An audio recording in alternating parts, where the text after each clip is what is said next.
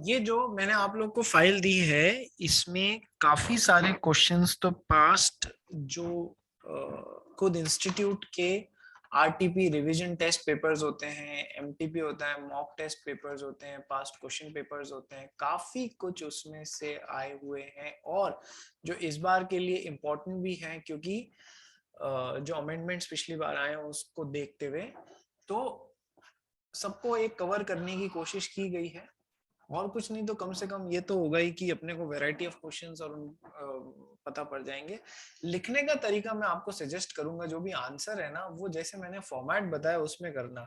ये इंस्टीट्यूट के आंसर्स हैं, बट इंस्टीट्यूट खुद ज्यादा नंबर किस साइड में देता है, जैसे कि मैंने जो आपको लिखने का तरीका बताया है, केस लॉ का अलग से और थ्योरेटिकल पोर्शन का अलग से, इंस्टीट्यूट ज्यादा नंबर खुद उस तरीके से देता है, because these are just the indicative answers, not the actually जिस तरीके से लिखा जाना चाहिए।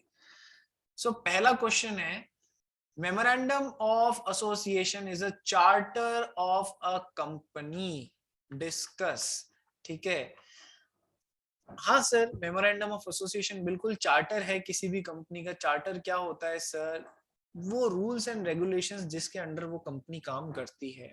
ठीक है, it defines the constitution and the scope of powers of the company with which it has been established under the act. ठीक है, also explain in brief the contents of memorandum of association. Sir 6 या 7 clauses जो भी हैं, main तो 6 होते हैं, 7वां तब आता है नॉमिनी क्लॉज जब वो 1 पर्सन कंपनी हो रही होती है। तो सर मेमोरेंडम ऑफ एसोसिएशन सही में चार्टर होता है, उसके ऑब्जेक्टिव्स क्या क्या होते हैं वो आप लोग को पता पड़ गया होगा ये पढ़ने के बाद में। It contains object with which the company has been form. ये it enables the shareholders, creditors and all those who deal with the company to know what are its powers and what activities it can engage in. उनका पैसा कहाँ काम लिया जाएगा, कौन सी activities में, और उसकी पावर्स क्या क्या है, वो क्या क्या काम कर सकती है, कितना लोन ले सकती है, क्या कर सकती है, सब एमओए और एओए में लिखा हुआ होगा। It's a public document, it's a very important thing, it's a public document. ठीक है, तो जो भी बंदा कंपनी से डील करने आने वाला है उसे एमओए और एओए दोनों की जानकारी होनी चाहिए। ठीक है, shareholders and creditors know for what purpose their money is being used. ठीक है, company cannot depart from the contents of memorandum of association without amending it. पहले डिविएट कर गए जो एमओए में लिखा हुआ है उससे, और बाद में चेंज कर रहे हैं, रेटिफाई कर रहे हैं, ये नहीं चलेगा, ये हम ऑलरेडी पढ़ चुके हैं। So contents of memorandum association, name clause, then registered office clause, then object clause, liability clause, capital clause, ये सब पहले लिखना। और यदि तुम एक बॉक्स बना दोगे ऐसे, name clause, object clause, liability clause, capital clause, इस तरीके से, तो और ज्यादा तुमको नंबर मिलेंगे। फिर कम पढ़ने के बाद में भी वो ज्यादा नंबर दे देगा तुमको एग्जामिनर। ठीक है, then association clause, and if it is a 1 person company then you need to write only if it is a 1 person company, then उसमें नॉमिनी क्लॉज भी आएगा। ठीक है भाई, फिर तुम थोड़ी सी एक्स्ट्रा इंफॉर्मेशन देना चाहो तो ये भी लिख सकते हो कि अपने schedule 1 of the companies act में there are draft table A B C D and E, 5 तरीके की टेबल्स होती हैं जिसमें draft memorandum of association for various types of companies mention किए गए हैं, वहां से भी आप डायरेक्टली ले सकते हैं।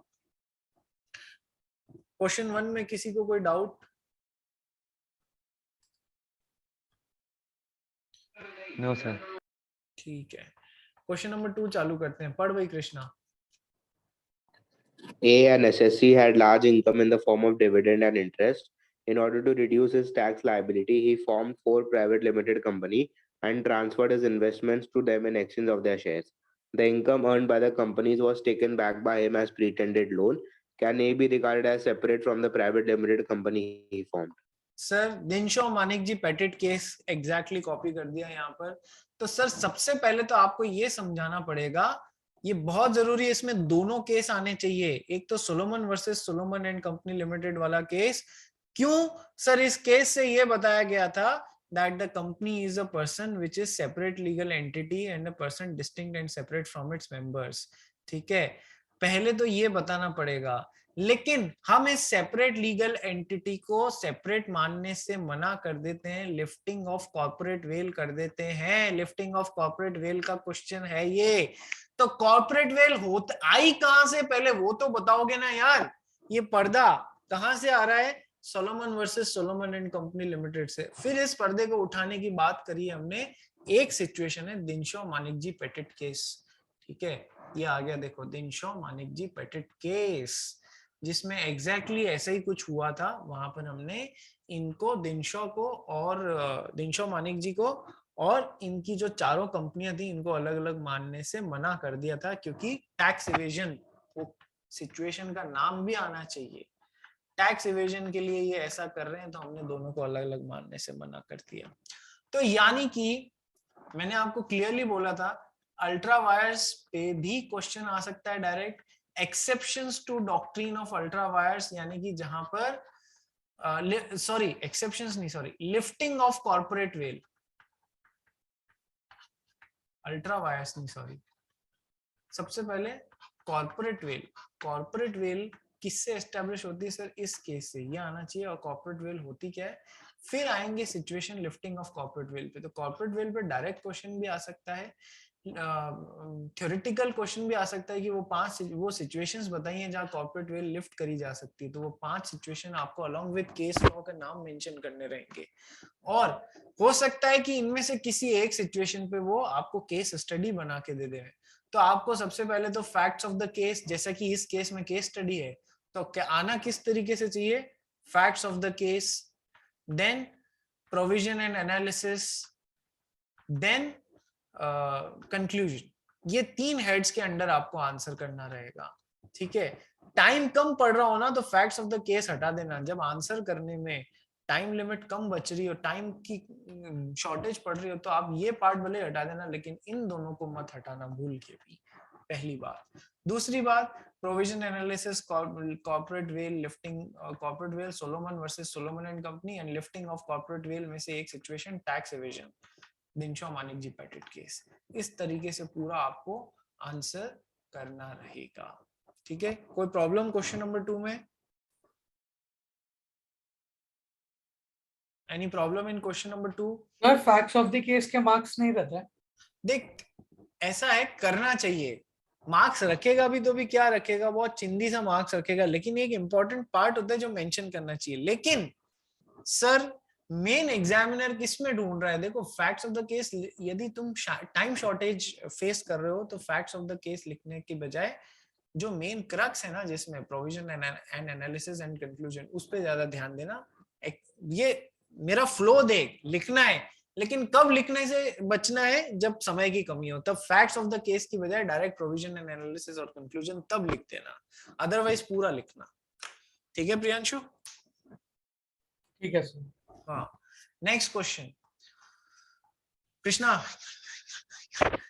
Some of the creditors of Pharmaceutical Appliances Limited have complained that the company was formed by the promoters only to defraud the creditors and circumvent the compliance of legal provisions of the Companies Act 2013.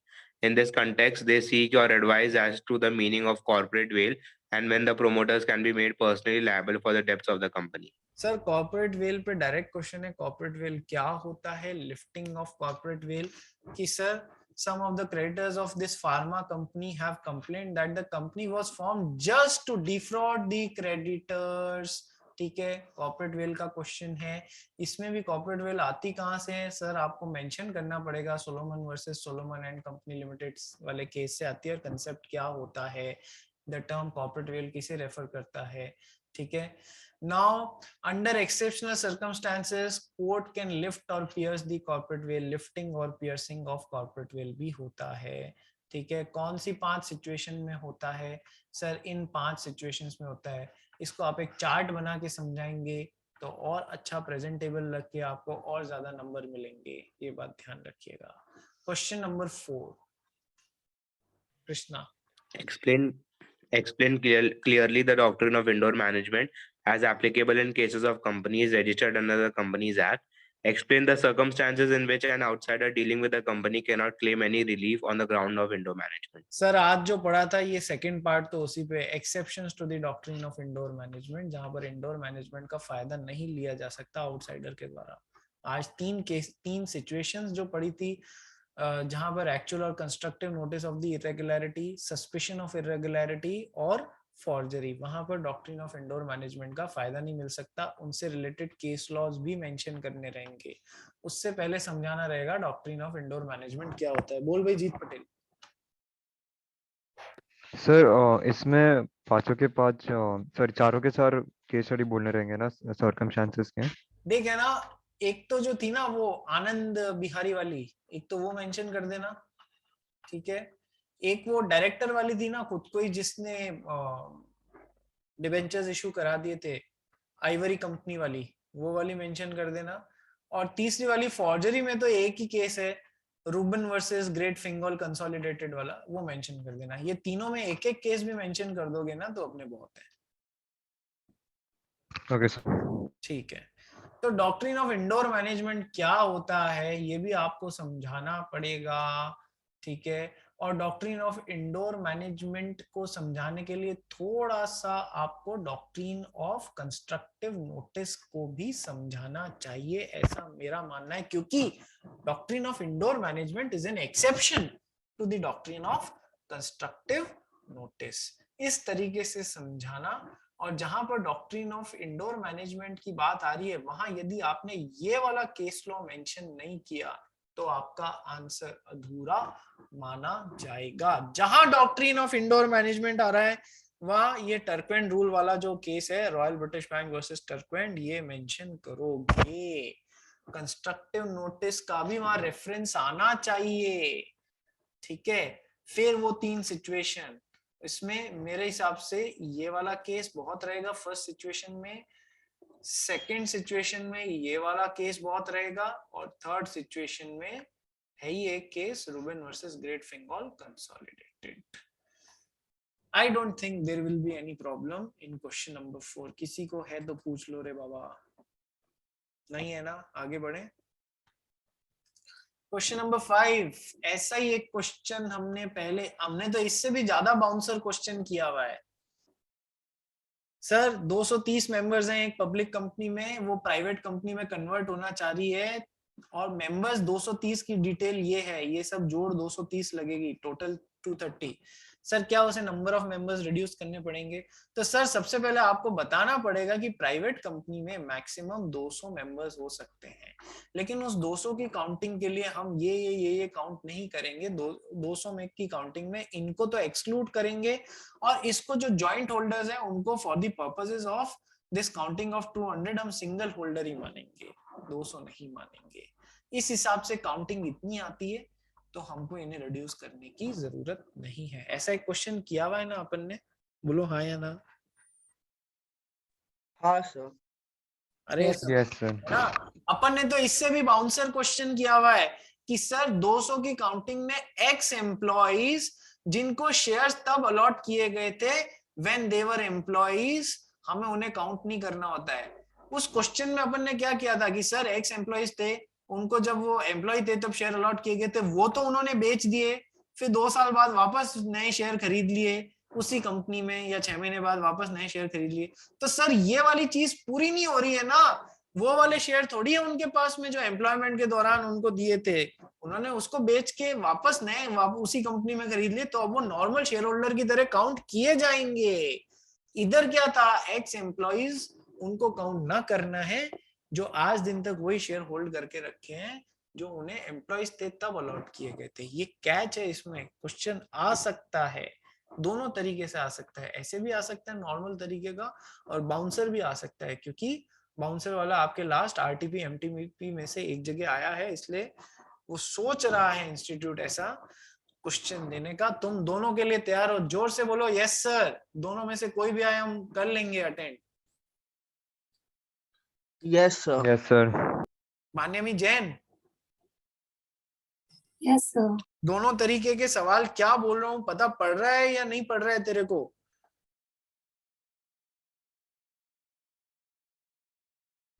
पढ़ रहा है। पढ़ रहा है। वो दूसरा question ध्यान है जो मैंने बीच में कराए थे, एक बार मैंने बीच में कुछ क्वेश्चंस और कराए थे, were you present in that class और not? Sir, I don't think I was. You don't think you were? So how would you know the second variety what I am talking about? Similar kind of question. You missed some of the lectures in between. Have you covered them through the recordings? I have, yeah. ठीक है, ऐसा जो question है वो मैंने इस file के अंत में भी दूसरा जिस वैरायटी के क्वेश्चन की मैं बात कर रहा हूं वो मैंने वापस इसके अंत में चस्पा कर दिया है, जो मैंने दूसरी क्लास में कराया था, चिपका दिया है इसके एंड में।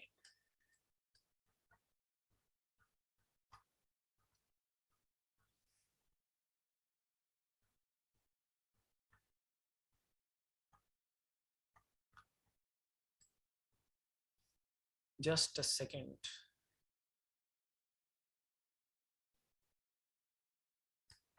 ये देखो, private company means a company, ठीक है। ये देखो, यही वो क्वेश्चन है। दिस क्वेश्चन नंबर 22 को आन्यमी कर लेना, क्वेश्चन नंबर 22 को कर लेना along with the current question, तब तुम्हारा कंसेप्ट क्लियर हो जाएगा मैं क्या कहना चाह रहा हूं। और ऐसे बैठे मत रहा करो, पूछा करो, ठीक है। क्वेश्चन नंबर 22 और क्वेश्चन नंबर 5 को साथ में कर लेना बाद में, तुम्हारा मैं जो कहना चाह रहा हूँ वो कंसेप्ट क्लियर हो जाएगा। चलिए क्वेश्चन नंबर 6 करते हैं। Question number 6, can not for profit organisation be registered as a company under the companies act? Yes sir, section 8 company, not for profit company और company with charitable objectives, definitely उसे company format में भी खोला जा सकता है sir. उसको society, trust और सेक्शन 8 कंपनी, तीनों में से जो भी आपकी इच्छा हो उस फॉर्मेट में खोला जा सकता है। जैसे कि हाउसिंग सोसाइटीज आपकी खुली हुई हैं, ठीक है, वो कैसे रजिस्टर हुई हुई है with profit, not for profit, जो भी है मेरा कहने मतलब नॉट फॉर प्रॉफिट फॉर्मेट की कोई चीज आपको खोलनी है, आप सोसाइटी जैसे खोल सकते हो, ट्रस्ट जैसे खोल सकते हो, section 8 company under the companies act 2013 जैसे भी खोल सकते हो। If so what procedure does it have to adopt? Sir apply करना पड़ता है सेंट्रल गवर्नमेंट के पास में, वो आपको लाइसेंस देती है, नाम के आगे आपको लिमिटेड, प्राइवेट लिमिटेड ये सब लगाने की जरूरत नहीं रहती है, वगैरह वगैरह, वो सारी चीजें आपको बतानी रहेंगी कि इस तरीके से होती है सर, ठीक है। थ्योरेटिकल क्वेश्चन है। Mention the penalty provisions regarding the contravention of provisions of section 8। ये अमेंडमेंट के कारण इस बार इंपॉर्टेंट है, ध्यान रखना, इंपॉर्टेंट है, ठीक है सर।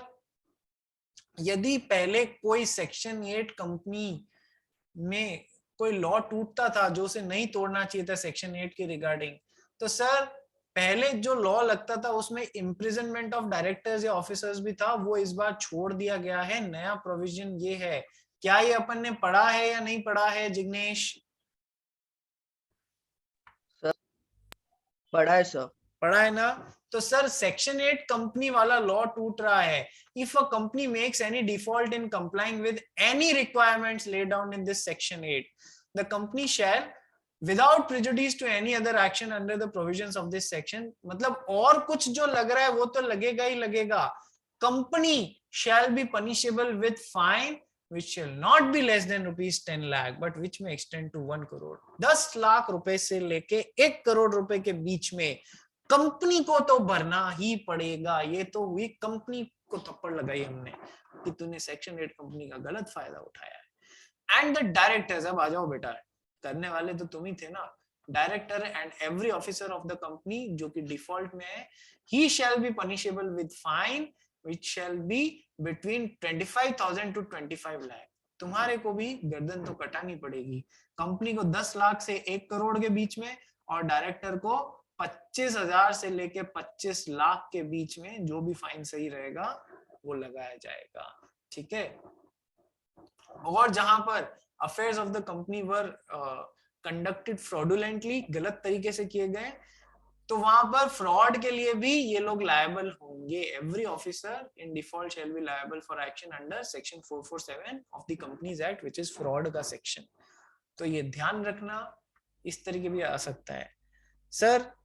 एक क्वेश्चन ऐसा भी आ सकता है, सेक्शन 8 कंपनी के डायरेक्टर्स ने खुद को डिविडेंड बांट लिया, क्या वो बांट सकते हैं डिविडेंड खुद को? नहीं, तो क्या पेनल्टी लगेगी सर? तो आपको ये याद आना चाहिए उस समय, प्लस ये भी याद आना चाहिए कि सर उससे सेक्शन 8 का ताज भी छीना जा सकता है, नाम के आगे वापस लगाया जा सकता है, प्लस नाम के आगे लिमिटेड या प्राइवेट लिमिटेड लगाने को बाध्य किया जा सकता है, उस कंपनी को खत्म करने का भी बोला जा सकता है, उस कंपनी को वैसे ही ऑब्जेक्टिव की दूसरी किसी सेक्शन 8 कंपनी में मर्ज करने का भी बोला जा सकता है, उस कंपनी के डायरेक्टर्स या दूसरे सेंट्रल गवर्नमेंट अपने हिसाब से अपॉइंट कर सकती है, ट्रिब्यूनल अपॉइंट कर सकता है, मेरा कहने का मतलब। क्वेश्चन नंबर 7 पढ़ भाई Krishna. ABC Private Limited is a private company having 5 members only. All the members of the company were going by car to Mumbai in relation to some business. An accident took place and all of them died. Answer with reasons under the Companies Act 2013 whether existence of the company has also come to the end. Sir, company is a separate legal entity then from its members. ठीक है, company जब तक कि wind up नहीं करी जाए तब तक चलती रहती है। प्लस कंपनी की जो डेफिनेशन है ACPC, उसमें से P क्या बोलता है? Company is an artificial person created by law having perpetual succession and a common seal. Common seal is optional now. So perpetual succession किसे बोलते हैं? सर, एक अंदर आया, दूसरा बाहर जा रहा है, तो एक और अंदर आ रहा है, लोग एक दूसरे को एक के बाद एक सक्सीड करते रहेंगे। तो ये जो मेंबर्स थे ना, जो गाड़ी में मुंबई जा रहे थे और पांच ही मेंबर्स थे उस कंपनी में, पांचों की रोड एक्सीडेंट में डेथ हो गई। सर, कंपनी में, पार्टनरशिप में ऐसा नहीं होता है, ध्यान रखना। कंपनी में इनके लीगल रिप्रेजेंटेटिव्स इनकी जगह आ जाएंगे और कंपनी के मेंबर्स बन जाएंगे, और क्या होगा? कंपनी एज इट इज चलती रहेगी। ये आंसर है इस क्वेश्चन का। कंपनी को वाइंड अप होने की कोई जरूरत नहीं है। ठीक है। Question number 8, define OPC and state the rules regarding it's membership. Sir, 1 person company क्या होती है? ये इस बार के लिए इंपॉर्टेंट है, conversion question. Can it be converted into a not for profit company, non-profit company under section 8, और a private company और a public company भी बोल दे तो? सर, कन्वर्जन वाला क्वेश्चन अमेंडमेंट के कारण इंपॉर्टेंट है। आज का लास्ट क्वेश्चन है ये। ठीक है। OPC क्या होता है सर? आप सब बता सकते हैं। OPC section 2 sub clause 62 defines as a company which has only 1 person as a member. ठीक है। Rules regarding its membership, sir, it's a type of private company, only one, then nominee होना चाहिए, nominee को भी withdraw करने का right है, consent। ठीक है। OPC जिसने member ने अपना nominee बनाया, उसको भी nominee change करने का right है। ये सारी छोटी छोटी बातें हैं। ठीक है। नॉमिनी के नाम चेंज करने को हम मेमोरेंडम ऑफ एसोसिएशन का अल्टरेशन नहीं मानेंगे। ठीक है। एक बंदा एक से ज्यादा OPC एक टाइम में नहीं बना सकता, एक से ज्यादा OPC में नॉमिनी नहीं हो सकता, लेकिन एक में मेंबर और दूसरे में नॉमिनी साइमल्टेनियसली हो सकता है, ध्यान रखना। और ये जो है, ये इस बार का अमेंडमेंट के हिसाब से important, to be formed only by a natural person. Natural person can be Indian citizen, such भले ही NRI हो, नॉन रेजिडेंट इंडिविजुअल या इंडियन हो, लेकिन सिटीजन इंडियन होना चाहिए, भले ही भारत में रह नहीं रहा हो, क्योंकि अब रेजिडेंट या नॉन रेजिडेंट स्टेटस मैटर ही नहीं करता है। NRI भी अब OPC इंडिया में खोल सकता है। Should be a major aged person, should be a natural person. ठीक है। Natural person, Indian citizen, major aged person, whether is NRI और रेजिडेंट और non resident does not matter now, minor नहीं बना सकता। ठीक है। और OPC कभी भी सेक्शन 8 कंपनी यानी चैरिटेबल पर्पसेस के लिए नहीं बनाई जा सकती, या फिर बनने के बाद में कभी कन्वर्ट नहीं करी जा सकती। ये बात ध्यान रखना। एक और बात, पहले कोई भी OPC यदि प्राइवेट या पब्लिक कंपनी में, फुल फ्लेजेड प्राइवेट या पब्लिक कंपनी में कन्वर्ट होना चाहती थी, तो उसे या तो इनकॉर्पोरेशन से 2 साल रुकना पड़ता था, जो अब केस नहीं है, अमेंडमेंट के बाद हट गया है। एग्जाम में प्रत्युष या फिर दूसरे लोग जिन्होंने पुराना एग्जाम भी दिया, उनको घुमाने के लिए क्वेश्चन ऐसे आ सकता है, फंसना मत इसमें। अब रुकने की कोई जरूरत नहीं है। हाँ, पहले 2 साल में भी एक विंडो मिलती थी कि आपके पास में यदि इतना टर्नओवर रिक्वायरमेंट है या फिर इतनी शेयर कैपिटल, यानी आप बड़े हो रहे हो, तो आप OPC का खोल छोड़ के इनमें कन्वर्ट हो सकते हो। लेकिन सर, अब तो ये रिक्वायरमेंट ही हटा दी, अब आप कभी भी हो सकते हो, कोई रोक टोक नहीं है। बहुत इंपॉर्टेंट चेंजेस आए हैं इस बार के लिए, कान नाक नाक खड़े करके अपने जवाब देना बेटा, ठीक है जी। क्वेश्चन 9 से क्वेश्चन 24 के बीच में कल सारे डिस्कस हो जाएंगे। मैं चाहता हूं कल जो भी क्लास में घुसे सब करके घुसे, अपने डाउट लेके घुसे।